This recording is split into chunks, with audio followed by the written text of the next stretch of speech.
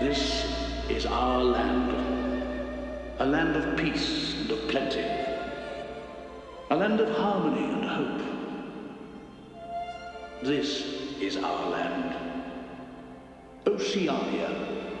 If you rely upon misinformation, then that tells me you're afraid of the truth. Dang it. I am not a racist, though I'm frequently told that I am one. But I am in favor of oppressing whatever the fuck this is, because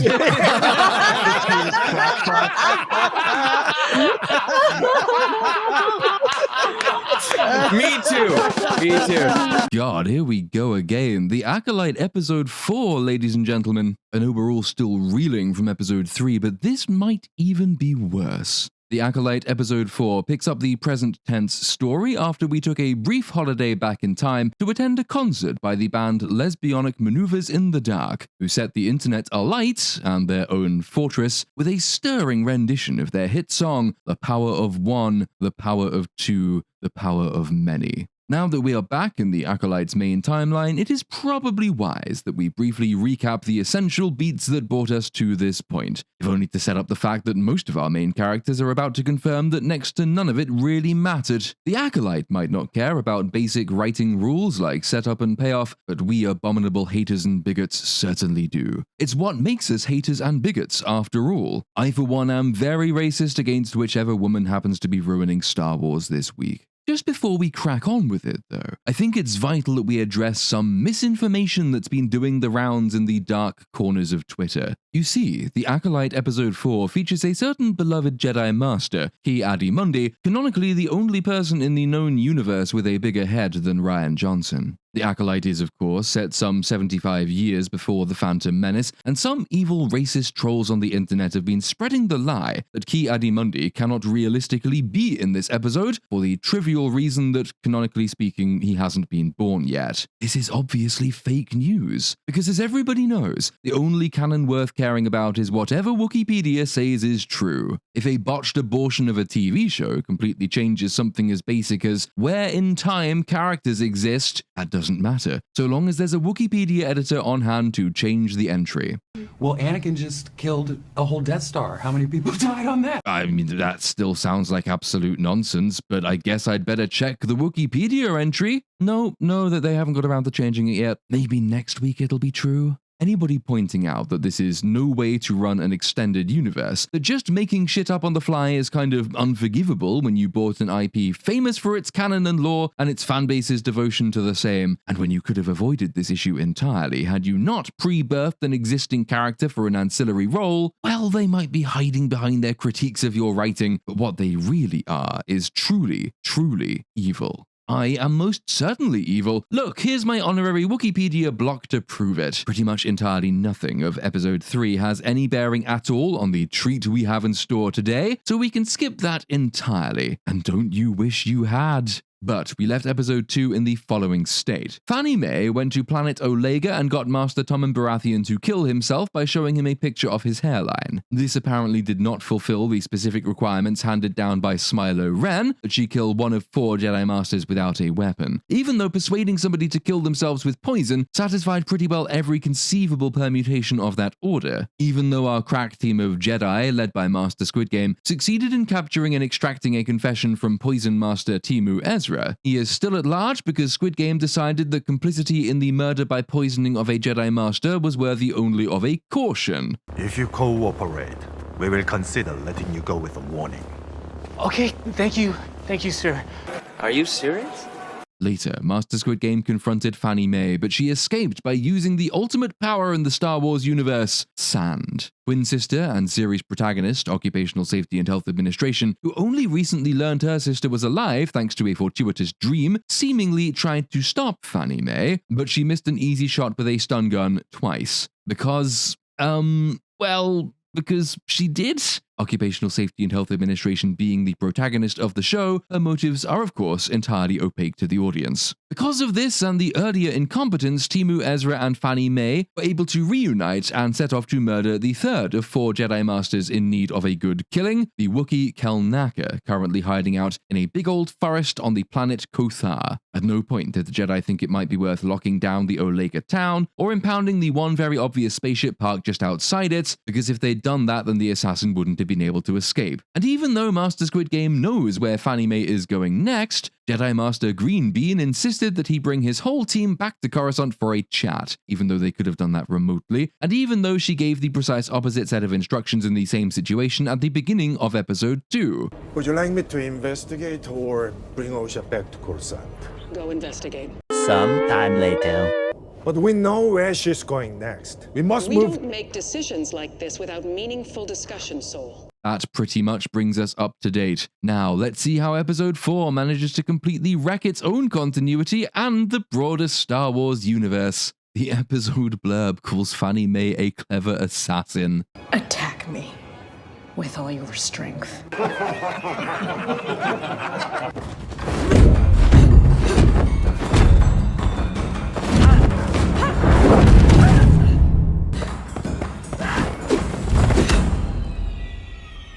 I'd like to rest for a minute.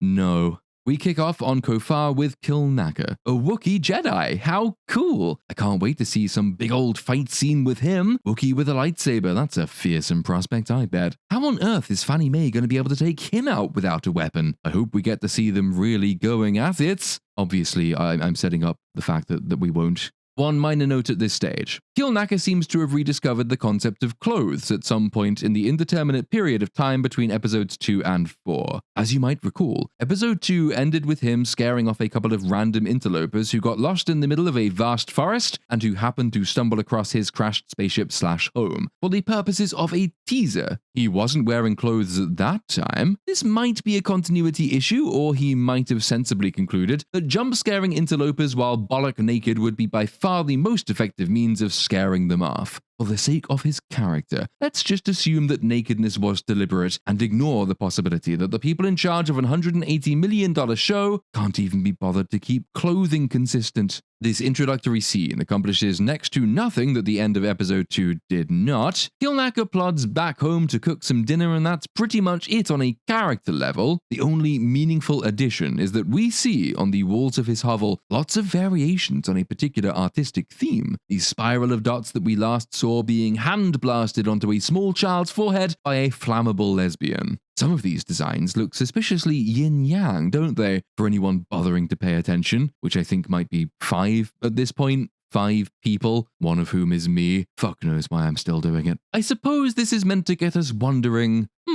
why should he be so obsessively drawing this pattern over and over again? Is he trying to figure something out? Is it seared into his memory as a result of some very bad thing he was almost certainly complicit in 16 years ago on Brendok? Is he mentally ill, having spent however long isolated out in the woods like this? Which in turn gets me wondering, hey, why is he isolated out in the woods like this? Isn't he a Jedi Master? Hasn't anyone thought to check up on him? Do the Jedi not care? Why is he here to begin with? Was he sent here? Did he crash? What's he doing? What's going on, show?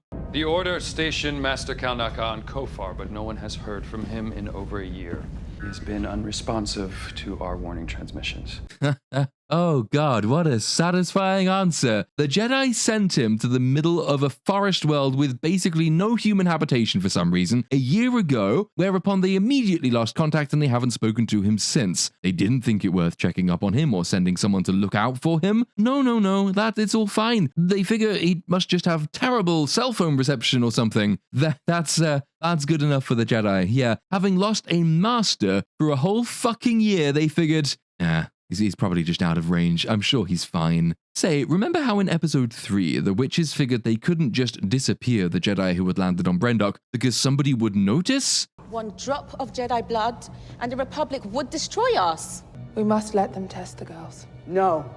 We don't have a choice. I think you overestimated them, my dears. They really don't give a shit, apparently. Probably just have assumed those 4 Jedi had lost their phones somewhere. There is absolutely no reason that this opening couldn't have rounded off episode 2, by the way. Skip the near impossible luck of 2 randos coming across Kelnacca with a whole forest to stumble around in, which will never be referenced again even though it might have been useful, and instead on the mysterious pattern in his home, since that would have tied more closely to the subject of episode 3, and just leave it mysterious. I could have saved you both time and money, whilst being more dramatically intriguing. But who am I kidding? You don't care about time and money. That's how you spend so much on this show. Don't see why I'm trying to budget for you. Then we jump away to Coruscant. Hey you! Yeah, you! Moron who didn't recognize Coruscant in episode 1, so we had to give it a fucking subtitle. I guess you forgot again, didn't you? Look, moron, here it is. It's still called Coruscant. It's only the second most recognizable planet in the fucking galaxy. The most recognizable planet in the galaxy is, of course, Tatooine.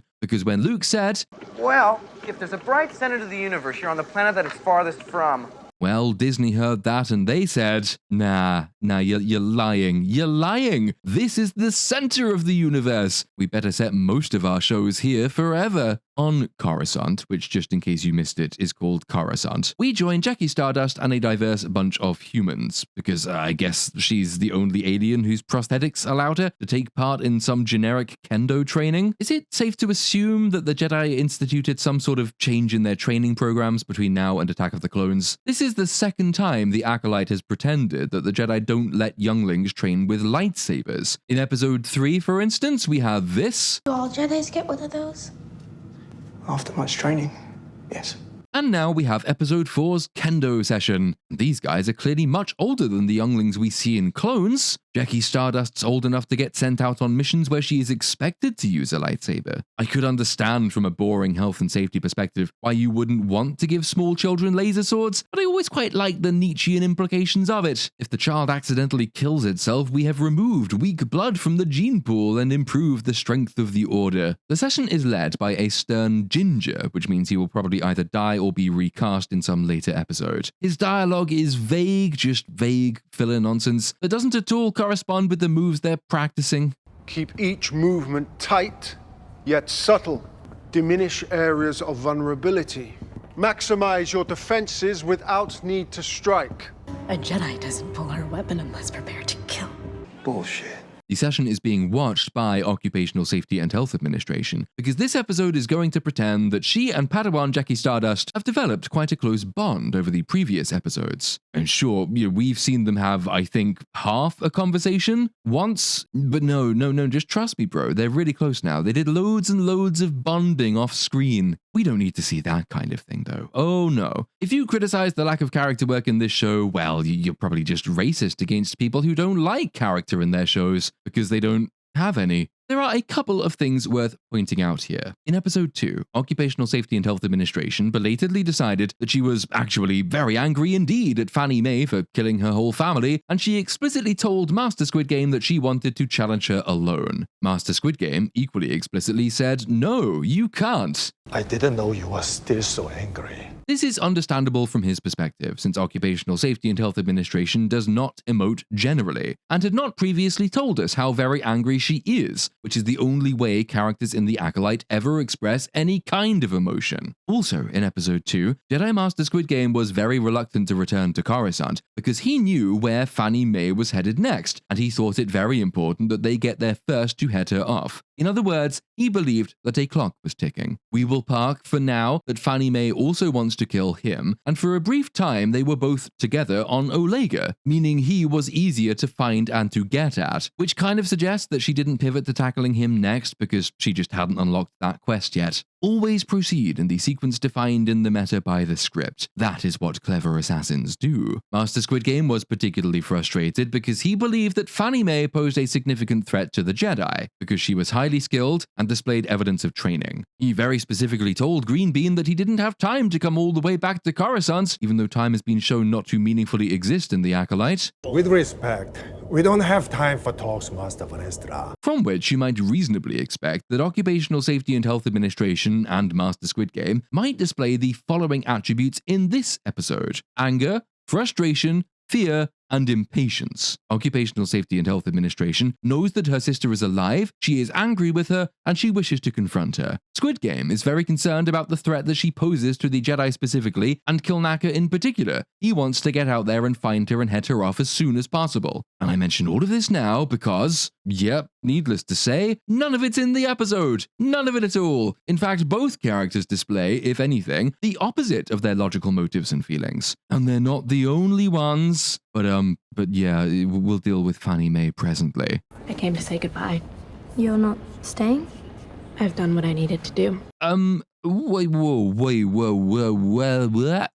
what have you done? What did you need to do? Because, you know, unlike the writers for this episode, some of us actually watched and paid attention to the earlier ones. Occupational Safety Administration is here because she was wrongly accused of a murder, and then she was wrongly arrested, and then her prison ship crashed, and then she was rescued, and then she was conscripted, and then they lost her sister, in none of which she had any agency at all, frankly. She was exonerated not through her deeds, but because Tommen Baratheon was killed himself while she was in custody, and somebody spotted that this was incongruous. So far, the only thing Occupational Safety and Health Administration has actually contributed is relaying the dream she had where her demon child sister told her she was behind it all, and sniffing out the Bunta poison that killed Tommen. That's it. And neither of those things got her to this position. Neither of those things accomplished anything. So, yeah, what have you done, Occupational Safety and Health Administration? What did you need to do? This line makes no fucking sense. Thank you for helping me find my sister, prove my innocence, clear my name. I was just doing my duty. But Occupational Safety and Health Administration, all of that happened before you found your sister. You were already in the clear. You'd already been exonerated. Listen, here's Green Bean exonerating you before you even got to Olega. She could hardly be in your custody and committing another crime at the same time. So no, that doesn't make any sense either. I may never have known for certain May was alive. And thanks to you, I've seen her with my own eyes. Even if I failed to stop her. Fucking... How is this happening? Occupational Safety and Health Administration. Do you not remember episode 1? You seemed pretty fucking certain after you woke up from that dream. May is alive. And so did Master Squid Game. Her name is May, but I believe she is responsible for Indara's murder. Even if he did kind of forget that a few minutes later. Do you believe that May is behind Indara's murder? But you were still certain. It's the only way to explain all of this. Don't get me wrong, I'd be much happier if we had cut the dream sequence entirely, because it does basically break the entire show, it destroys the proximate mystery arc as I outlined in the last video, and it pretty well kills all prospect of suspense and misdirection, at least where Fanny May is concerned. But you did commit to the dream sequence, it does exist, it is in episode 1, it's a bit late to start pretending you hadn't done that. I figured you'd stay until we apprehended her. May is the Jedi's problem now, and I'm not a Jedi. I keep having to do this. Occupational Safety and Health Administration. Do you not remember episode 2? Do you not remember how you suddenly decided you were very angry and you demanded that you be allowed to confront your sister? Do you not remember aiming that stun gun at her and missing twice for some reason? At what point did you flip from, I'm a pissed and I want to hit her, to, nah, not my problem, lol? I mean, it's not impossible to write that change in your character's outlook. You show her observing the Jedi, for example, show her recalling some of her old teachings about selflessness, rediscovering a sense of inner peace, learning from their example as she did while she was a Padawan, see her trying to put aside the revenge motive or even mere curiosity about the fate of her sister. But again, you would have to show us that if we're not to read it as just an incomprehensible volte-face. Don't tell me you'll miss me. Lesbians! Oh god, yeah, this is funny. I'm laughing too. See? I'm also laughing. But only because it increasingly feels like we have missed an entire episode's worth of content here. I said way back in episode 1 that you could take their relationship in a couple of interesting directions. Either a straightforward friendship or animosity born of jealousy on Jecki Stardust's part. But this show hasn't taken it in any direction. It's gone from hazy and hesitant introduction to pretending like they've actually developed a close bond. I'd have liked to have seen some of that show. Why is all the interesting stuff happening off screen? Next time I'm on Coruscant, though, I'll look you up. And we'll go to a cantina and trade stories about Master Soul. Where's the support work for these beats? I don't mind the implied journey here. I even quite like it. It would be, I don't know, nice to see the journey. Also, some people pointed to this line in episode 1 and asked, maybe even scandalized, whether Occupational Safety and Health Administration was flirting with a child. I'm better company than a droid. And, way more flexible. I interpreted that as maybe Occupational Safety and Health Administration just being jocular and friendly, trying to break the ice. Here, though, she is suggesting that they go get a drink. But fear not, for I come bearing clarification. Daphne Keane has suggested in an interview that Jecki Stardust is 18 years old, and moreover, that she did indeed consciously play it as though her character were developing a crush on Occupational Safety and Health Administration. That's fine, because I guess aliens hit puberty at the same rate, and let's not even go there. I actually think this could even have been quite brilliant, high praise indeed, if the show weren't allergic to character writing. In a way not dissimilar to, for example, the X-Men, which could quite deftly allegorize the relationship between the gay and the state. Bobby's coming out scene in X2 is a good example of this. Here we have the premise of a meaningful and personal story that doesn't need to smash the audience over the head with overt message content. Here is a young girl finding her place in the galaxy, developing a close attachment with another character, even as she grows up within the confines of a Jedi Order that warns against such attachments. Jecki is restrained and dutiful, she wants to be a good Jedi, but she is also loyal and loving, and these two things do not easily coexist for the Jedi, because of the not necessary but apparent contradiction. The trick to good allegorizing is that the point you're making should work just as well diegetically, without the imposition of real-world comparisons, points of reference, or political concerns. Done properly, the audience can choose how to read the scene, and that's even assuming they see and appreciate the dual applicability. With the X2 example, the scene works just as effectively with no allegorical subtext as it works with allegorical subtext, meaning that no part of the audience is dragged out of their immersion by what they perceive as heavy-handed gestures toward the real world. And you have the same set of ingredients here. Yes, Disney Star Wars droids on Twitter tell me that the only reason I hate the Acolyte is that I hate diversity, meaning I guess that really all of my long videos just boil down to me saying fuck gay people all the way through. Only in the literal sense. I actually want to see this character arc play out. I want the lesbianism. I think it could be really good in this context. It's a strong, grounded, potentially quite poignant human story. It'd make these characters seem like fucking characters. But instead, no, we don't get that. Rather, it just reads like cut content in a video game that's been rushed to completion. That fragment of quest there, that little fragment, that looks like it might have been pretty fun. Shame it never made it into the finished product. Did you say goodbye to him? I've caused him enough trouble. Now this, by contrast, this is much more like it. By which I mean this is much more what we've come to expect from the Acolyte. Occupational Safety and Health Administration and Squid Game are supposed to have the longest and closest relationship of anybody we've seen so far. Former master and former apprentice. But they can just flip between close familiarity, even a parental bond, to resentful distance as the scene requires. Because that's how character writing is supposed to work in Disney Star Wars shows. It's far from the most egregious example in the episode though.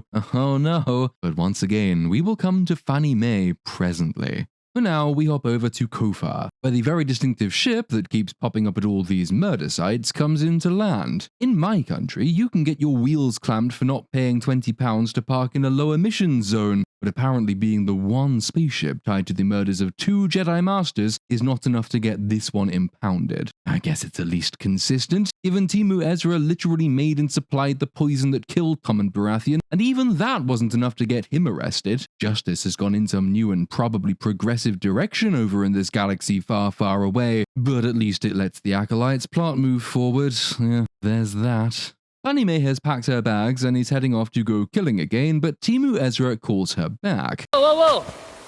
I wouldn't just take off if I were you. Kofar is massively uncharted. I know bounty hunters won't set foot in these forests. Okay, but there's a bridge there, Timu Ezra. Who built that? Galaxy's bravest builders? What are you talking about, Timu Ezra? Given our main party are going to need an actual, no word of a lie beaver to track down Kelnacca, who has otherwise completely evaded everybody's attention for over a year now, you might be wondering how Fanny May can hope to find him in what was probably going to be Kashyyyk until they realized they didn't have the budget for that. No worries though. Oh, but you have. Yes, I have. Timu Ezra knows, you see. Timu Ezra has been here before, you see. Timu Ezra has found Kelnacca already, you see. This actually doesn't solve our problem, and it does pose a few additional ones, because it's the Acolyte, of course it does. Just saying, oh, I've been here before and I found the Jedi, doesn't explain how you found the Jedi when you were here before, Timu Ezra, does it? With this vast wilderness to search, how did you locate him? Did he spot you? I guess he can't have sensed the dark side in you, because if he'd done that, he might have found you and stopped you. But it does kind of feel like you're privy to this knowledge principally because the show needs you to be, and not because you've actually earned it or even gained it in any diegetic way. This episode is going to want us to suspect that Timu Ezra might secretly be Smilo Ren all along. It's going to want that very hard. I am still inclined to say no, absolutely not. It is quite clearly one of the mothers, but every time I find myself sure of that point, I also find myself remembering that this is a uniquely incompetent show written by uniquely people. It would be such a bad decision to have Timu Ezra be Smilo Ren that it's absolutely the sort of thing I can see them doing. But no, let's proceed for the moment as though what should be a very obvious misdirect is indeed a very obvious misdirect. Of course, having Timu Ezra be Smilo Ren might explain how he was able to locate Kelnacca, but then by the same token, it couldn't explain how Kelnacca did not sense Smilo, given Smilo Ren is strong in the Force. But if Timu Ezra is not Smilo, and has just found his way to Kelnacca because that's what the script needs him to have done, then I can't help but point out that the show has given itself a workable explanation for his discovery and just not used it. The two randos Kelnacca stumbled across at the end of episode 2. Would it have been too much to ask that we simply got a line of dialogue from Timu Ezra referencing them? Fanny May could ask how the fuck he found Kelnacca in all this vast forest, and he could say that a couple of locals reported seeing a Wookiee when they wandered off the trail, which lead he followed up. He could even use this to big up Kelnacca. I saw him, he's huge, terrifying, scared me right off, which would additionally help explain why Timu Ezra, who is so knowledgeable and who has been shown understanding the Jedi, and also to be pretty handy with a blade and with poisons and such, shouldn't have been picked to be Smilo's assassin in the first place. Timu Ezra simply lacks the courage, the strength, the fortitude for the job. He's not got that big dick main character energy. He's not the protagonist of the story. That's why Smilo chose you, Fanny May, he could say. You're braver than I am, etc. After all, the show has dropped the odd line suggesting that he actually quite likes Fanny May, which almost certainly won't lead anywhere on the grounds that it is heterosexual. There's one such instance in this very scene. And risked your life for my master? No, I risked my life to help you. That's not the only example either. It wouldn't be out of character for him to look up to Fanny May in this way. Even if it transpires to be a lie or something he's been told he has to say, it'd still fit the part he's supposed to be playing. Just little bits and pieces to establish that characters actually think in the spaces where they're not speaking. That might have been nice. Something to suggest they have values, relationships, attachments, wants, conflicts, and all the rest. But obviously we can't have that because none of these bozos actually thinks in the spaces where they're not speaking. Neither do the writers, probably. In fact, there's a big old smelly bit of evidence of that right here. You know, your sister being alive doesn't change anything. You need to kill the Wookiee. You made a deal. There's 3 hours of sunlight left. Let's get going.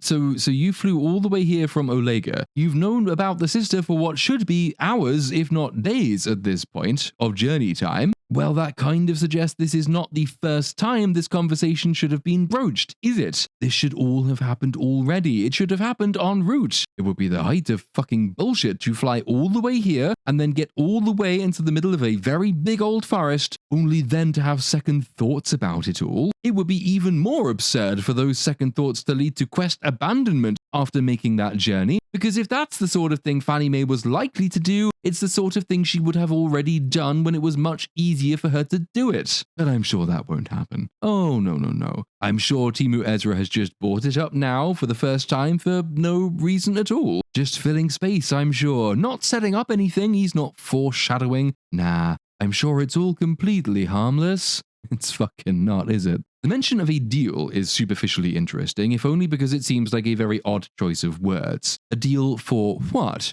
If Fanny May wants training to help her take revenge, which would be my guess, then it's not much of a deal if the terms make it more difficult to take revenge than it otherwise would have been, which the no weapons rule certainly does, even if she's already killed a Jedi without a weapon, but fuck it, never mind. At this stage, we don't have enough information to say whether it makes any sense at all. It probably doesn't, because it is the Acolyte. Hell, it might even just be in the script because the writer is functionally illiterate and used the wrong word for the arrangement. Who can say? Timu Ezra leads Fanny May off into the jungle, and we jump swiftly past the title slate to break Star Wars Twitter for at least a week. Look who it is! It's Ki-Adi-Mundi, fresh from not being born yet. Lots of people got quite annoyed at this inclusion. Episode 1 is 32 BBY, and he's born 93 BBY, so he's 60 years old by the time of Episode 1.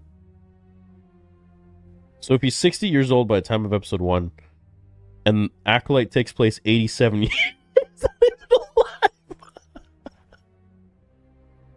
he's not even fucking alive!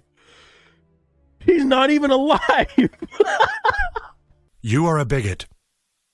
Not only because Ki-Adi-Mundi isn't supposed to be born yet, but because his species canonically has quite a short lifespan, meaning if he were born now, 75 years before the prequels, he would already be dead by the time the Phantom Menace rolls around. And I'm pretty sure he wasn't dead then because, here he is, being very alive. The response to the response from the arse-feeding invertebrate fuckwombles that make up the Disney Star Wars fandom has been predictably unsatisfying. You might think, for example, that straightforwardly fucking up a character's clearly recorded birth date is an objective flaw in a show, one that is moreover easily avoidable if that character only serves a cameo function, and you might moreover think that there is nothing especially homophobic or sexist or otherwise bigoted in pointing this out. But no, that hasn't stopped the fuckwombles. No siree, they're still at it. It's funny too, because the flaws in the Acolyte, like this one right here, are so glaring and obvious that there's really no other way to skin it. It puts in stark relief the mindless desperation of some of these people that they throw charges of ists and phobics around at anyone who points out problems that are so obvious they are otherwise universally acknowledged. In other words, there's a noticeable number of people who've otherwise been sanguine or even enthusiastic about previous Disney Star Wars abortions, with no disrespect meant to Star Wars theory,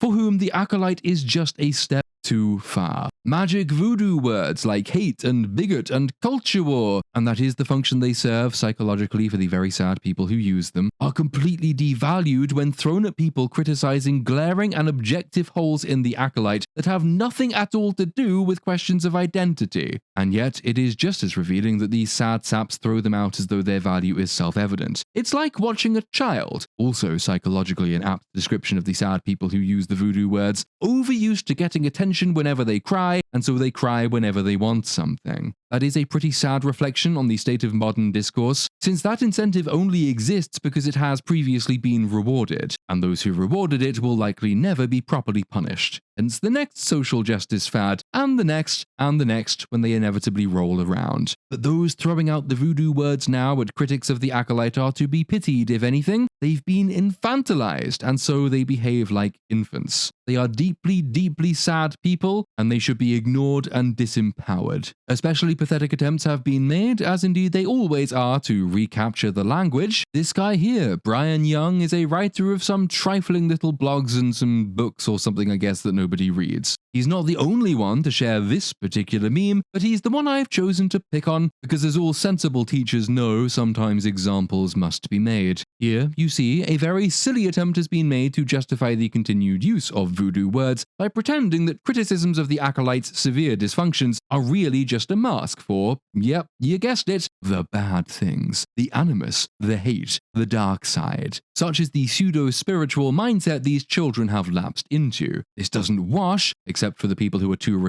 to wash themselves, because getting a character's place in time wrong is so clearly a flaw, and so clearly an objective flaw, and so clearly unrelated to any question of politics, that pointing it out serves no motive more sinister than accuracy. While he's in my sights, poor Brian also posted this incredibly silly tweet, "Only what you take with you, Brian." So, Let's just briefly unpack that. If I take literally any published biographical material featuring Mundi, whether they be guidebooks or trading cards or whatever, any compendium of the lore, and if I take that in with me, and if I only lose what I take in with me, then that's the lore gone, isn't it, Brian? You spaz. In the name of fairness, I should point out that Brian is not alone. Look, here's Screen Rant pulling the same trick. Honestly, the world would be so much better off if I had the power to make mass redundancies without cause. And oh boy, we haven't even got to the other problem with having Mundi in this show. Being aware of these events? No, not yet, but it's coming right up. These various Jedi, including the ones who shouldn't be born yet.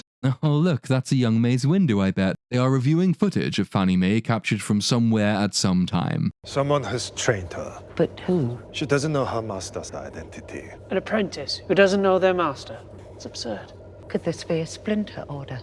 Or something worse? Now, you can try, I will try very, very hard to give the show the benefit of the doubt here. This line maybe be an attempt to solve the big, glaring problem of Ki-Adi-Mundi's presence. Because, as is well known, one of his few lines in The Phantom Menace pretty well precludes any knowledge of events taking place during the Acolyte, doesn't it? Impossible.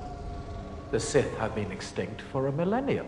God, that was so much easier to justify when he hadn't been born. But maybe, just maybe, we will get through the entire remaining show without Mundi ever learning the true identity of Fanny May's master. Maybe there's mention of splinter orders, which is potentially really interesting as a concept, so obviously it will never come up again. Maybe that will be the excuse. Maybe it will even be a workable one, even if we also unwisely hinted at the presence of something far worse without naming what that thing is, because if we named it, the show would break. But maybe the excuse will work. Maybe it will excuse Mundi's ignorance in The Phantom Menace. Maybe this will all be blamed on those splinter orders, whatever they are, forever. That seems to be what episode 4's writer, C.K. Keachel? We'll go with Keachel. Fuck knows. That seems to be what C.K. Kilchel. That's really fucking hard to say. That seems to be what C.K. Keachel would like us to think. Ms. Keachel exists to make life difficult for anybody who says that modern entertainment hasn't been taken over by a bunch of talentless left-wing activists, given her Twitter account is just a blend of lies about Israel, lies downplaying anti-Semitism, and some reheated sub-Marxist guff about neoliberalism. Oh, and she was also a big fan of the writers' strikes, obviously. The Acolyte stands as evidence that you specifically deserve to be paid much more for the shits that you take.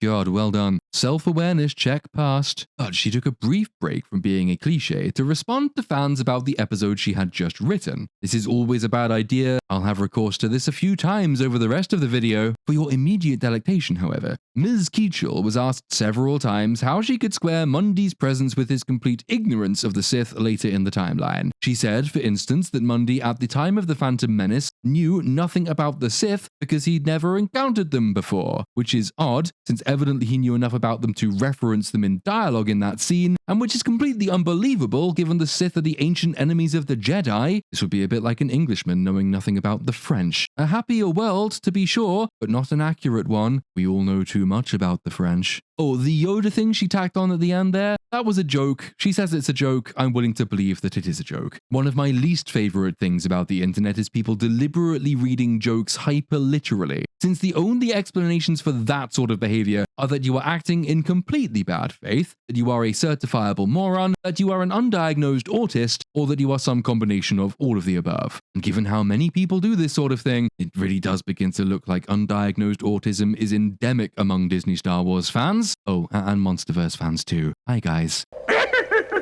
It still doesn't really answer why Yoda isn't in the show. I could actually believe, equally, that they didn't have the budget to put him in, or that they weren't given a pass by Dave Filoni, because, as we now know, as has been repeatedly stated, Dave Filoni signs off on all these catastrophic scripts, but he'll still save Star Wars, I bet. If you really wanted a fan service cameo, put Puppet Yoda in. He'd be cheap and available. Ms. Keachel also clarified the point about the Sith, or attempted to, explaining with a modest improvement in clarity, albeit from a pretty low base, that Mundi didn't know of any Sith during the 1,000 years he was referencing. I don't think this is impossible. I just think it's highly unlikely that a story Leslie Headland herself said is about the Sith, and that is written by some of the most astonishingly unlettered people ever to put words on paper, is going to be able to carry this all off in a way that doesn't make Mundi specifically, and the Jedi Order in particular, unpardonably fucking dumb for not joining the dots between Darth Punk here, and the red lightsaber, and the dark side of the Force,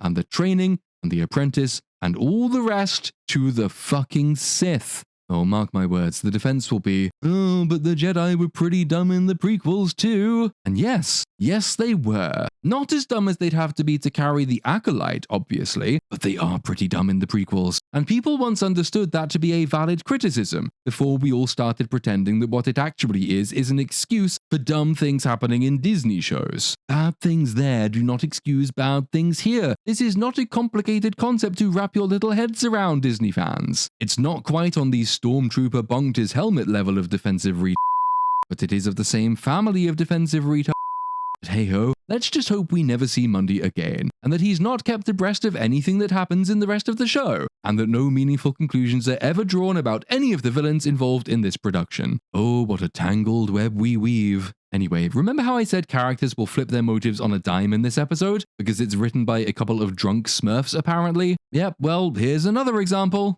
This girl could become a major threat. She's not disciplined. Yet she eluded you, and she killed 2 Jedi Masters. So, yeah, we ended episode 2 with Master Squid Game being stressed and worried, anxious to get going after Fanny May, because she poses a threat, and with Green Bean saying, nah, calm the down and get the back here so we can talk it over. And now we pick up in episode 4, and Squid Game is saying, she's not that big a threat. She racks her discipline, while Green Bean is the one who's stressing the threat that she poses. I don't think I need to waste many words on this. It's just amateurish. How do you not follow something so simple as this from one episode to the next? God, when I say that writers don't read each other's scripts, I'm usually using fucking comedic overkill show. Comedic overkill. It's not supposed to be literally accurate. Anyway, praise where it's due, Green Bean has at least started to ask some of the very obvious questions I said she should have been asking since the beginning of episode 2. The May targeted these 3. 4, including you, Sol. The 4 Jedi stationed on her home planet when she was a child. How odd. Turns up all these years later, trained by one of our own. You think a Jedi taught her? Even a hologram can tell me that. Oh, you were so close, Green Bean. But then you just went and made that fucking wild assumption, and so now you're kind of back at square one. In fact, not even there, because you've misdirected yourself there, haven't you? And I get why. You've probably done it in a bid to avoid having any of these characters actually use the word Sith. Just a few seconds ago, you were on about splinter orders, for fuck's sake, so no, she doesn't have to have been trained by one of your own, does she?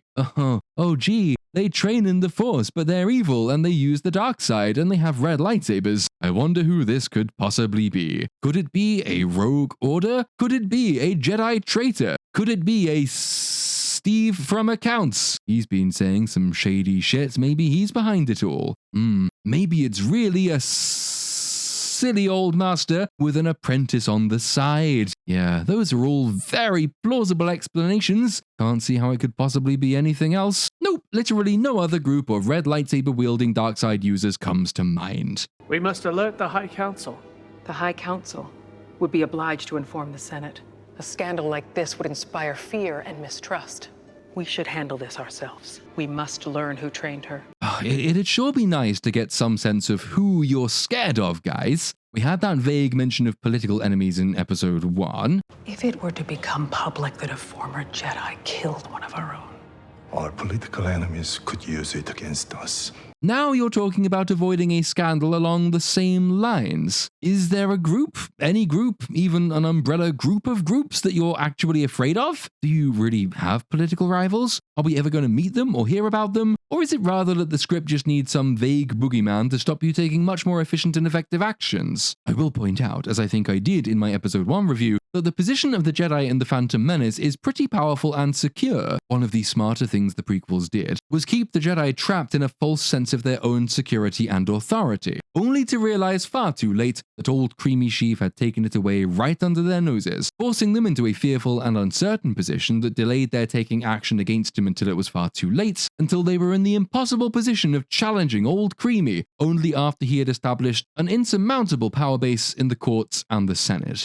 It wasn't always well delivered as an idea, but the idea was strong and quite clearly laid out in its beginning and end points at the very least. But if the Jedi in this time period are already wary of political rivals, doesn't that sort of work against their ivory tower arrogance and ignorance as displayed in The Phantom Menace? If they were already politically savvy then, cynical and engaged in the political process, wouldn't they have been less naive in trusting Sheev as he consolidated his power around them? Now, I highly doubt that the Acolyte is even aware that this is an issue. But to resolve it, we really are going to have to leave this time period with the Jedi firmly believing they have won a victory that enhances their reputation and that dispels these fears about political enemies. Having undermined their sense of security, we now need to rebuild it in order for it to be at a high for the subtextual events for the prequels to play out as they do. Will we do that?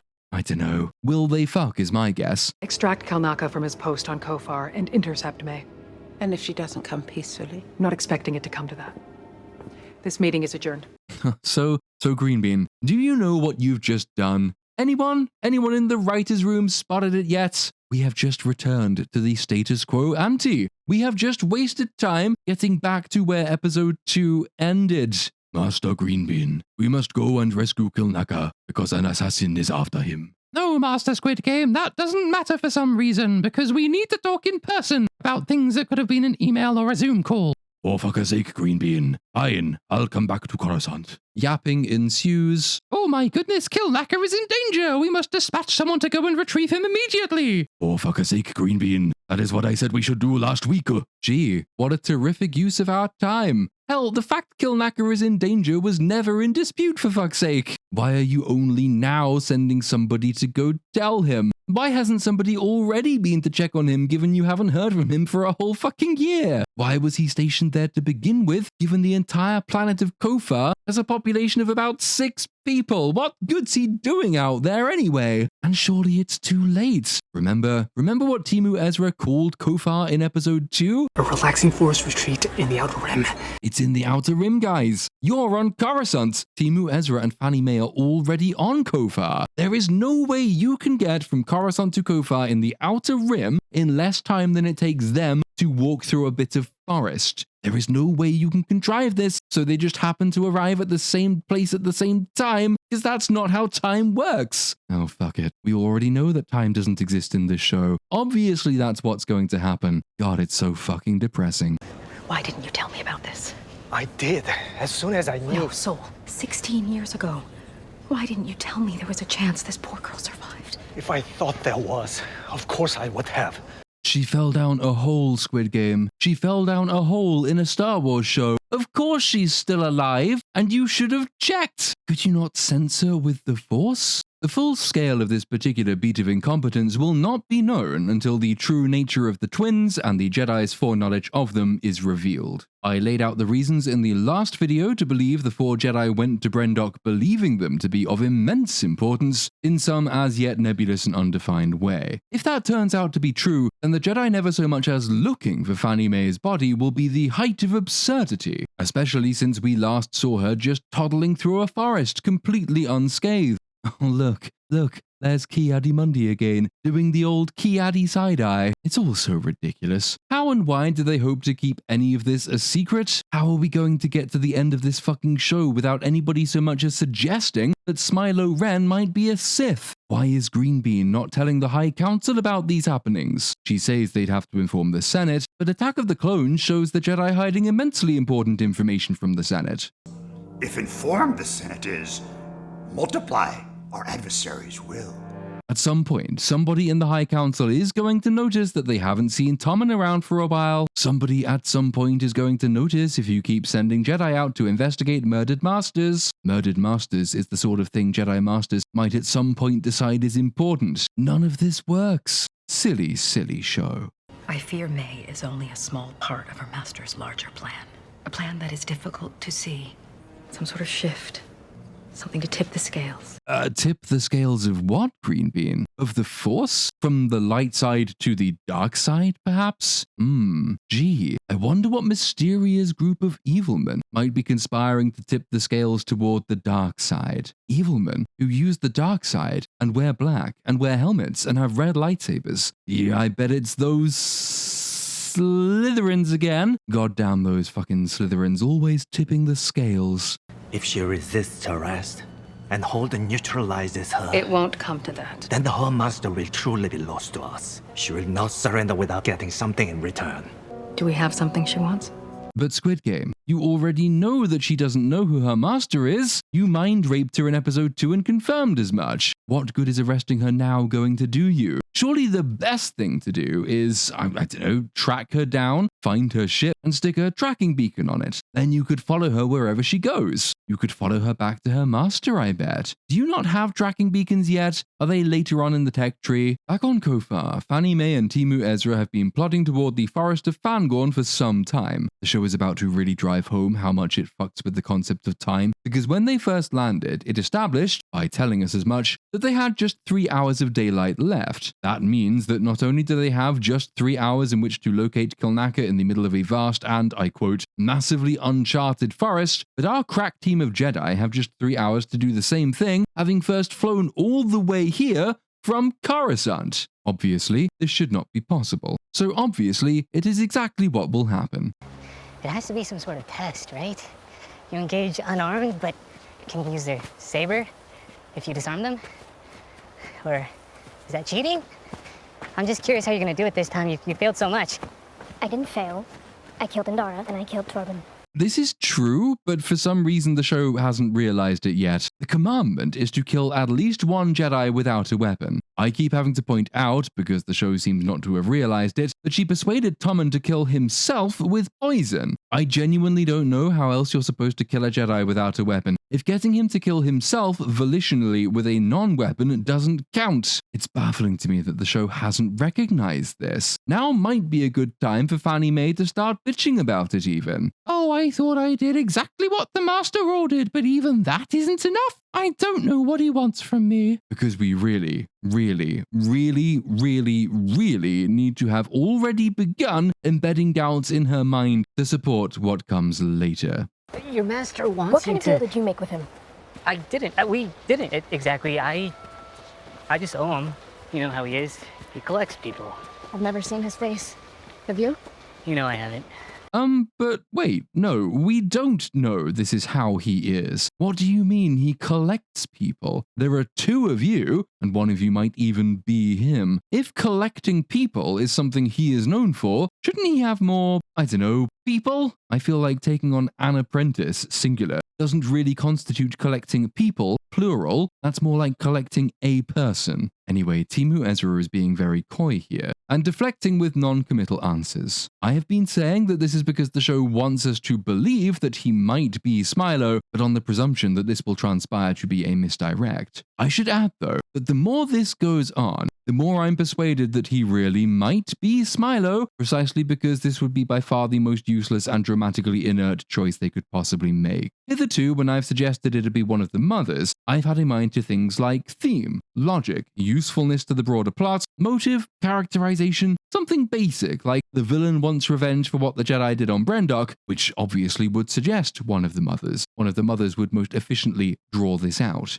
By contrast, we know nothing about Timu Ezra, and absolutely no ties to past events have been established. He popped up in episode 2 solely to be convenient for the writers in providing tools for Fanny May and the opportunity for some exposition. Timu Ezra has no established motive, no established connection to the supposedly pivotal events on Brendok, no reason to want vengeance on these Jedi in particular, no established reason to be especially interested in Fanny May. Additionally, if he is this massively powerful dark side user, then it's implausible that he should have located Kelnacca without Kelnacca sensing his presence, much less that he should have been in the same room with Squid Game and 3 other Jedi who also were unaware of his true nature. The show wants the identity of Smilo Ren to be its overarching mystery, and one of the tenets of mystery writing is that you have things like evidence, motive, causality, almost all of which is entirely missing from what we've got of Timu Ezra's backstory. But this means I'm finding myself now more and more sure that Timu Ezra really is Smilo, simply because these writers reliably take the worst and most pointless options out of all those available to them. Hypothesizing that it's one of the mothers might genuinely be an example of unwittingly writing a better show in my head. I mean, I hope it's not Timu Ezra, but it probably is, isn't it? Hey, I guess we'll soon find out. I bet you can't wait. Oh, look. There it is. The perimeter. Can't believe my sister's Jedi scum.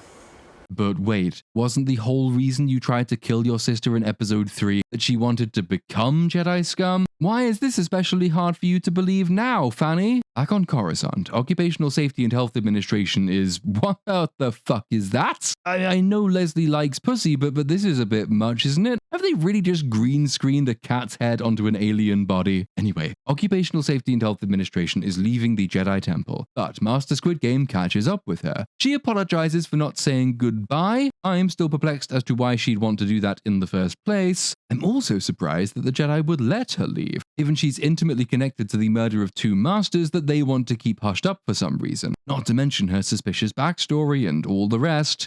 I need your help. I need you to come with me on this mission. I can't. I don't want May to get hurt. I know you don't either. There is still good in her.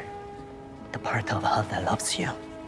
She tried to burn her alive! Did you forget that she tried to burn her alive? As far as you know, Squid Game, or rather as far as you've told everyone else, Fanny May burned down an entire fortress and genocided her family and a whole coven of witches in a bid to kill her sister. And while that is almost certainly untrue, it is the story everyone's been operating by for the past 16 years. I'm not sure the fact she still loves you proves there's good in her is the most believable line to take. For all we know, that look in her eyes was bloodlust, and now she wants to try and kill Occupational Safety and Health Administration again. The other problem with this setup is that you actually don't need Occupational Safety and Health Administration as bait. The justification for taking her is that Fanny May wants to get to her, so this will draw her out. But we actually don't know that this is the case. What we do know is the case, for sure, because we've been reminded of it several times, is that Fanny May very much wants to kill 4 Jedi, and one of those is Squid Game. Squid Game, you don't need Occupational Safety and Health Administration for bait. You are the bait. She's after you. The last time she saw Occupational Safety and Health Administration, she hopped in a speeder and ran away from her. Generally, you don't want your catch to be running away from your bait. That kind of suggests the bait is a bit shit. But hey, Occupational Safety and Health Administration is nominally our protagonist, so I guess she needs to come along for the ride. Shame she's so vacant as a character that we can't come up with a better reason. Shame we ended episode 2 with her wanting to confront Fanny May, but picked up this episode having dropped that angle entirely. I mean, hell, wouldn't it have been better to have Squid Game tell Occupational Safety and Health Administration that he was going to find her sister, but refused to take her with him because she has to stay safe on Coruscant? You could have had her slip Pip into his pocket or something, or snuck a tracker onto his ship so she could secretly follow him, a course of action that could wind up getting her in all sorts of trouble later. At least then she'd have a motive, at least then she'd have agency, she'd have personality, she'd be taking the initiative. Fine, but I'm not wearing that civilian robe.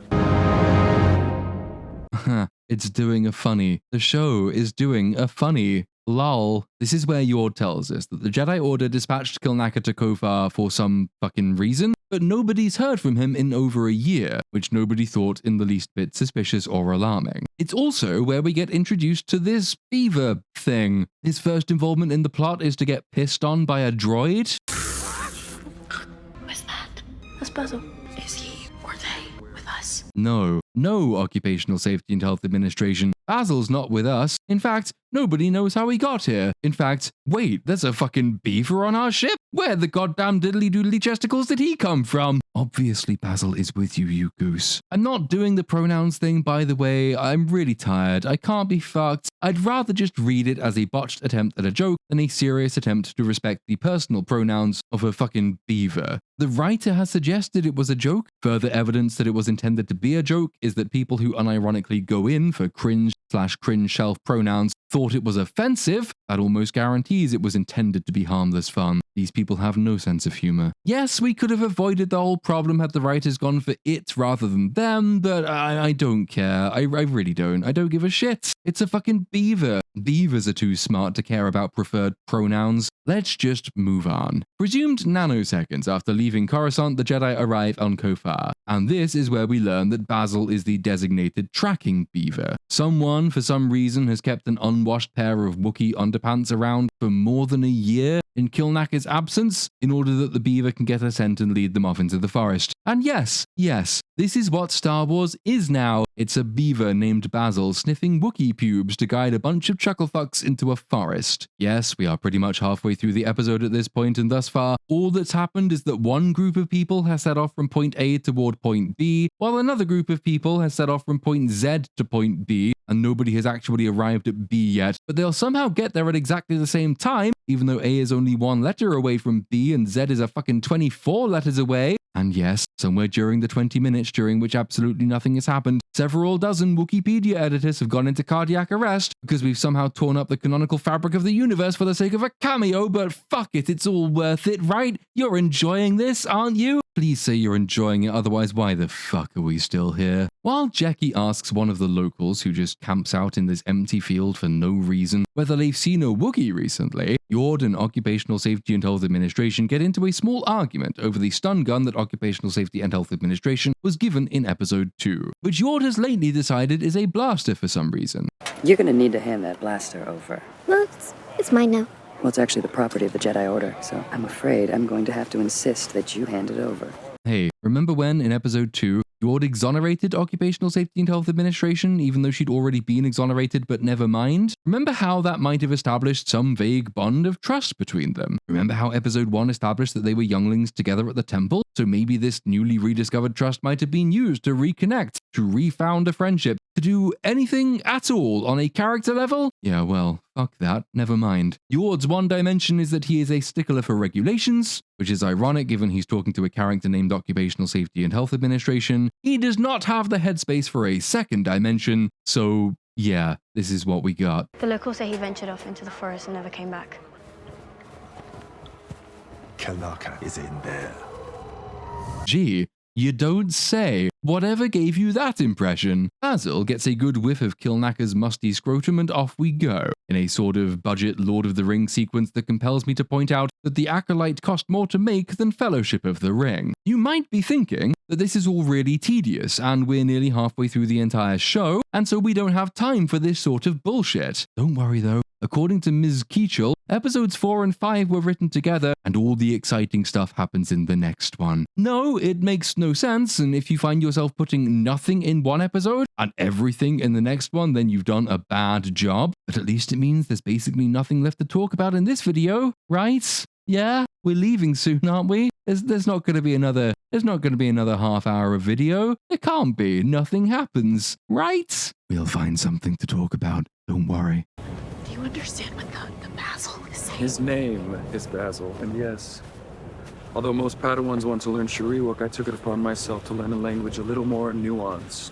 I don't think it's ever been a thing that Jedi Padawans all really want to learn Shiriwok. There aren't that many Wookiee Jedi to speak to. That's kind of why Kelnacca was a selling point for this show. The Wookiees are an afterthought for the Jedi, even in Revenge of the Sith. We do not have many ships to spare. What about the droid attack on the Wookiees? It is critical we send an attack group there immediately. Oh snap, we almost forgot. Guess we better send Yoda over there so he doesn't die in Order 66. We just saw Jackie use a translator to speak to the locals. Would Jedi Padawans even need to learn foreign languages? Would they even bother? Or would they be more like, I don't know, Americans? Yord, I need to ask you a favor. Soul thinks that May can be saved. Master Soul is a wise Jedi. You must have reason to suspect May will listen to what you have to say. But if it comes to it, and she doesn't listen to me, you need to stop her. I won't be able to do it.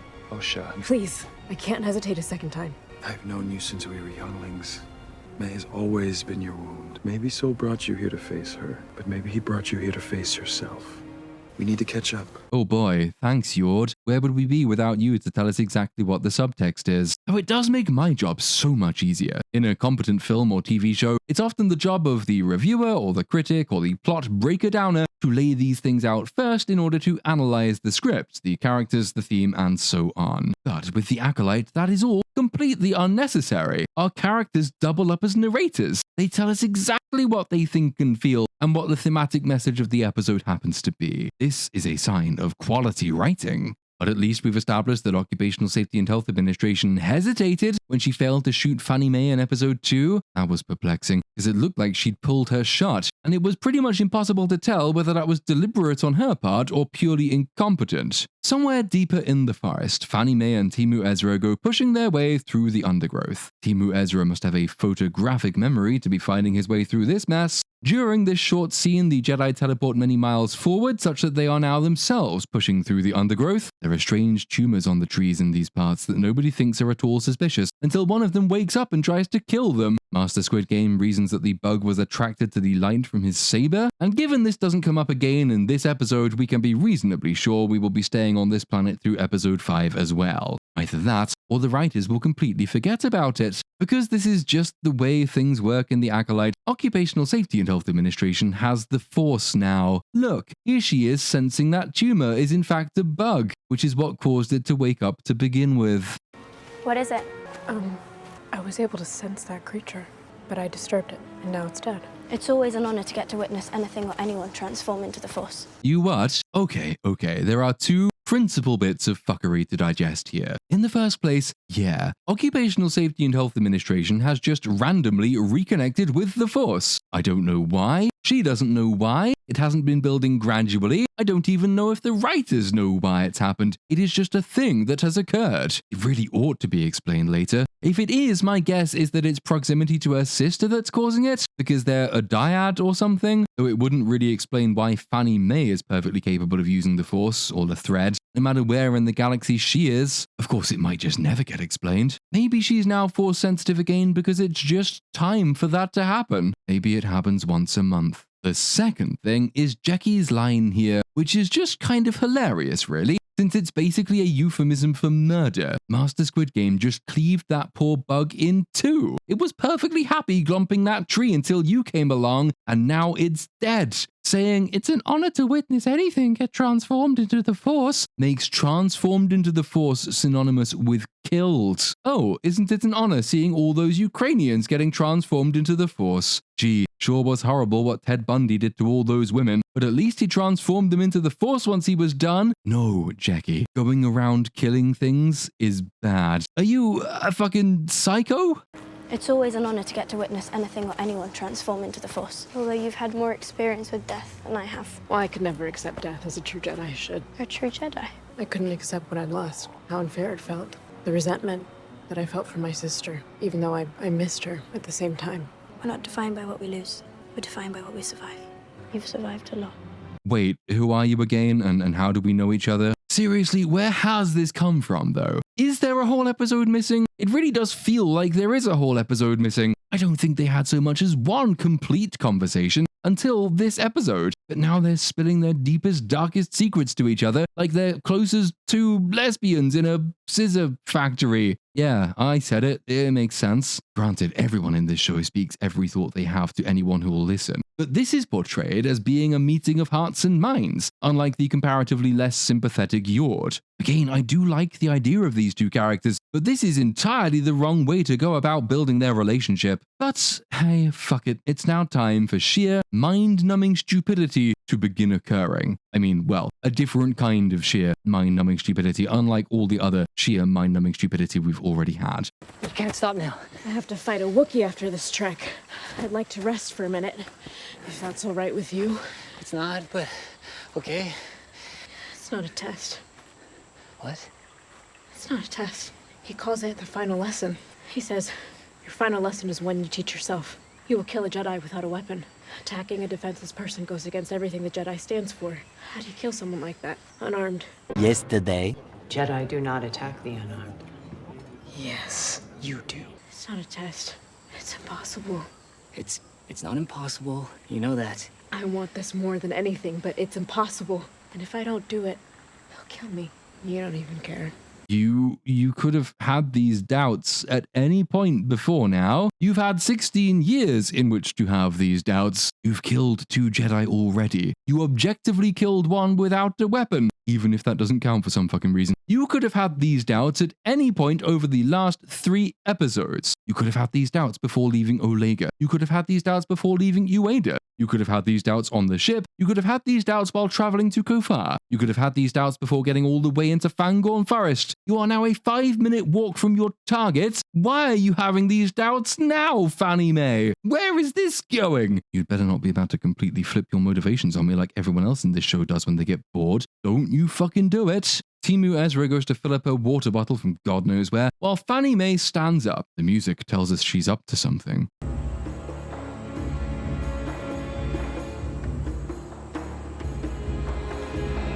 At some point during the screen wipe that follows, Basil disappears. Then, everybody hears Fanny May crying for help.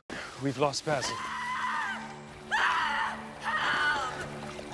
The Jedi hear it, Timu Ezra hears it. Because yes, in under 3 hours, Timu and Fanny have landed on this planet and got deep into the forest, and they already know where they're going and they haven't been interrupted by bugs or lost trackers, all in exactly the same amount of time. The Jedi have got all the way from Coruscant, and all the way into the forest, and all the way past the bugs, even while losing their tracker, because of course they have, because fuck this show. Timu Ezra runs off looking for Fanny May, but he gets caught in a trap, presumably left by Kelnacca, that Fanny May spotted. She lured Timu into the trap, is the implication here, in order that this fucking whatever this is, this thing that we are about to witness, it will now duly occur. You know, after running through that forest for an extremely long time, I realized something. I don't need to do this anymore. I don't need to kill a Jedi without a weapon. I don't need to keep this deal. What? Cut me down! You were wrong. Osha being alive changes everything. My loyalty is to Osha, not your master. What are you doing? What I'm going to do is surrender myself to Kelnacca, and then turn myself into the Jedi. No, stop. It's 10 minutes south, right? The Jedi will put you in prison. Not after I tell them who I know. He'll kill you. You'd have to find me first. And I don't know if even he could make it all the way over here without a guide. I'll have to admit it, I did need you.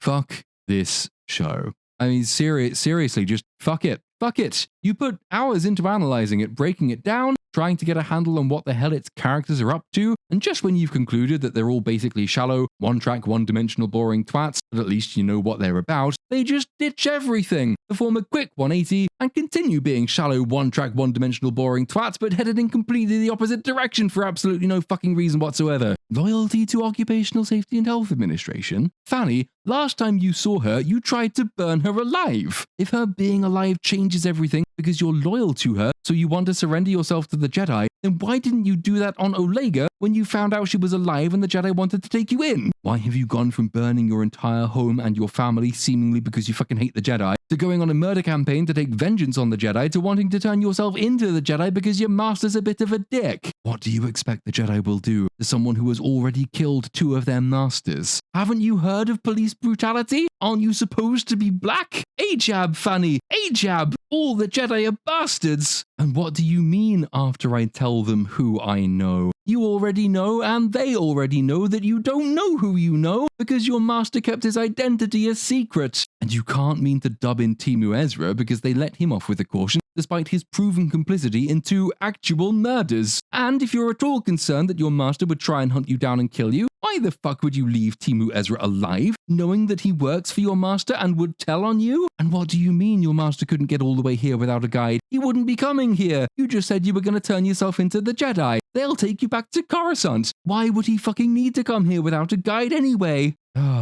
Honestly, if it weren't for the fact that this is my job, and if it weren't for the fact that I fully expect the show to go even more hilariously wrong in later episodes, this would probably be the point at which I quit watching it in protest. This is just nonsense. You can't get away with this. This is not how writing works. How the hell did you get hired? Oh, speaking of, want to know the writer's explanation for all of this fuckery? Well, to nobody's surprise at all, Miss Keachel has since locked her account. Fortunately, I anticipated this incredibly predictable turn of events, and I screenshotted them before she did. Asked why Fanny May has suddenly turned good, despite revenge being her whole thing, and why she should suddenly go from murdering Jedi to trusting Jedi for no reason, Ms. Keachel replied, she's not good in that moment. She's just super tired of this pointless, what she considers pointless, missions and errands her master is making her do. And I think The revenge that really fueled her just isn't quite the same once she knows Occupational Safety and Health Administration is alive. As I've said on both FNT and EFAP in the past few days, I'm a writer. I sit in writers' rooms every day. If I ever came into a meeting and said of a character whose quest I'd been tasked with writing, I don't know, I guess she's just kind of bored and how pointless all the previous quests have been. And maybe she just doesn't,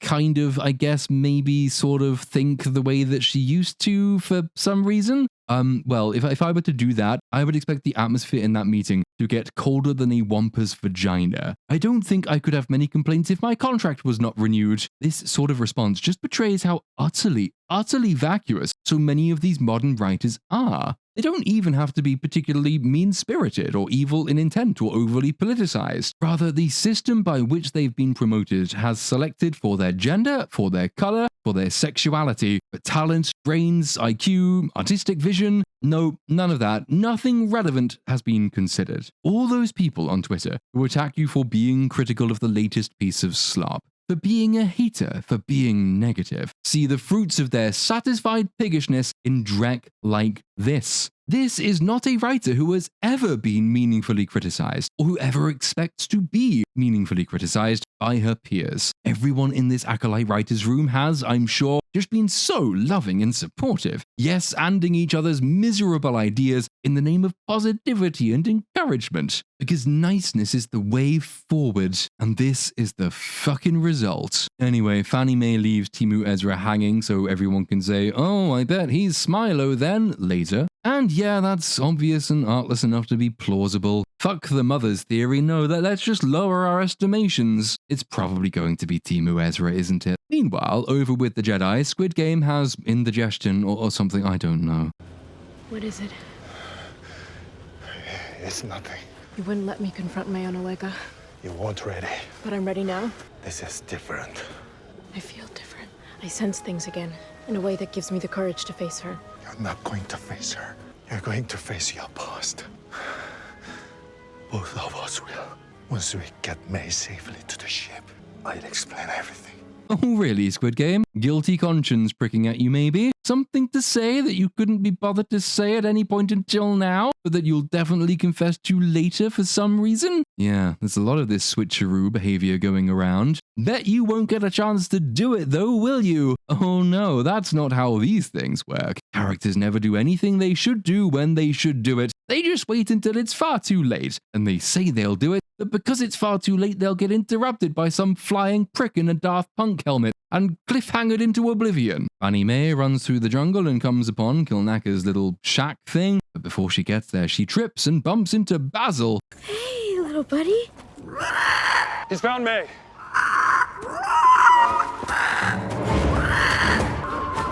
Osha, stay behind us. Why Fanny May should want to run away is anybody's guess, given her plan is now to turn herself into the Jedi, but fuck it. Like sister, like sister. Occupational Safety and Health Administration ran away in episode 1 after telling everyone how much faith she had in the Jedi. And if Fanny May hadn't temporarily forgotten that this is what her plan is now, then we couldn't get her running into Kelnacca's house, could we? And so we couldn't finally at long last get that awesome Jedi-Wookiee fight. Jedi-Wookiee fight, here we go! Oh.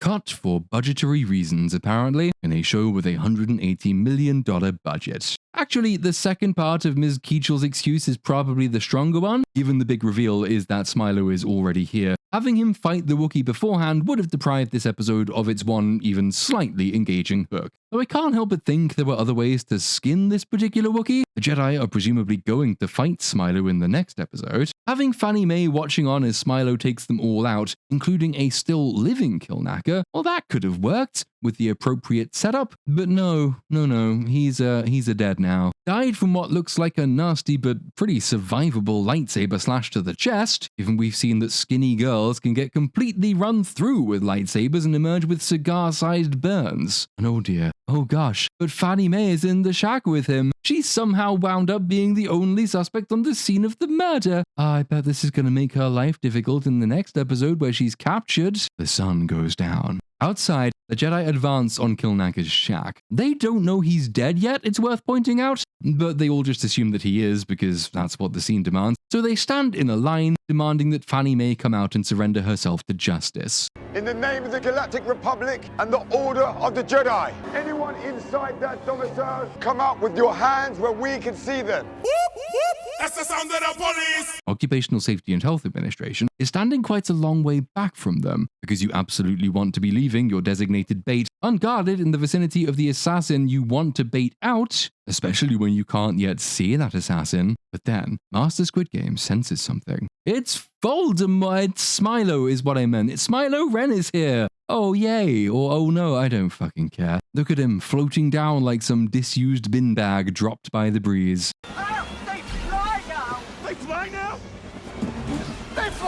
Unless we see Smilo actually flying at some point later, I'm prepared to let this slide. He's not really flying here, is he? He's more just falling with style. I vaguely recall Vader pulling a similar trick down some steps on Bespin. I think it's fair to assume the Jedi can slow their descent a little with the Force to satisfy the rule of cool. The Jedi don't really react to this at first, even though they know that Fanny May is being trained by a master skilled in the Force, and you might think then it's reasonable for them to suppose that this might be that master. Identify yourself. Stand down! Sure, why not? Just shout at him a bit. That'll do. Occupational Safety and Health Administration doesn't respond either. She just stands there gormlessly as Smilo walks right up, face to face, and pulls an evil red lightsaber. Then the Jedi pull their lightsabers. Such lightsabers! So many lightsabers! Much Star Wars is happening here, but with a flick of the wrist, Smilo launches them all backwards and into a cliffhanger. The end. So, in near 30 minutes of footage, taking us up to the halfway point of the series, some people arrived somewhere, they followed a beaver, the villain became an entirely new character for some reason, and Smilo showed up. And that's kind of it. Not sure how this video wound up being so long, to be honest, but there we are. Is it worth delving into the mystery of Smilo Ren just one more time before the question is probably and unsatisfyingly answered in the next episode? I'd still like to think it's one of the mothers, because it would make for a much stronger story, but as against that, making it Timu Ezra would be on all counts the wrong decision, so yeah, it'll probably be him. He's in the right place, he dropped a couple of hints a few minutes ago, he seems to be about the right height, that's not an especially womanly hand holding that lightsaber. The problem when you realize that the rule of the show is essentially take the worst thing and do that but worse, is that it actually makes predicting subsequent events harder.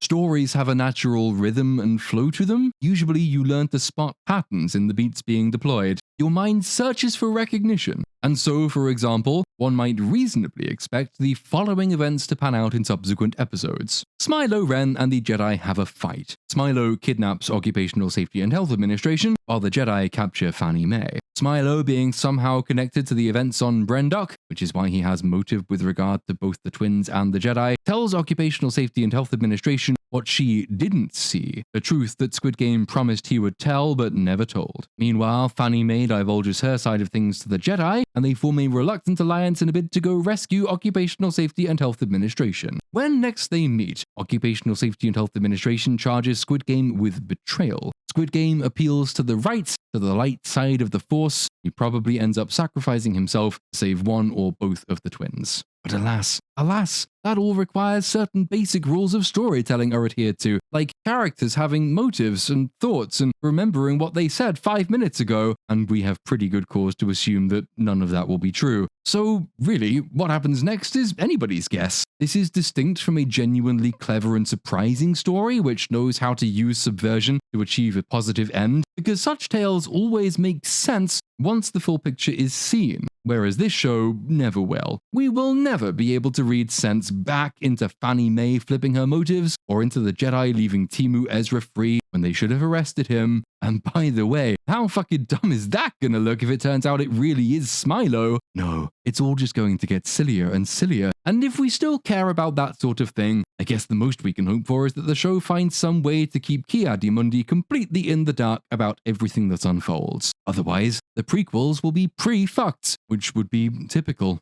Still, to end on a word of positivity and optimism, I find myself looking forward to the next episode. It's kind of like the only reason anyone could ever convince me to watch Formula 1 or NASCAR. I don't give a shit about the sport, if that's what you choose to call it, but the crashing and the burning might be fun.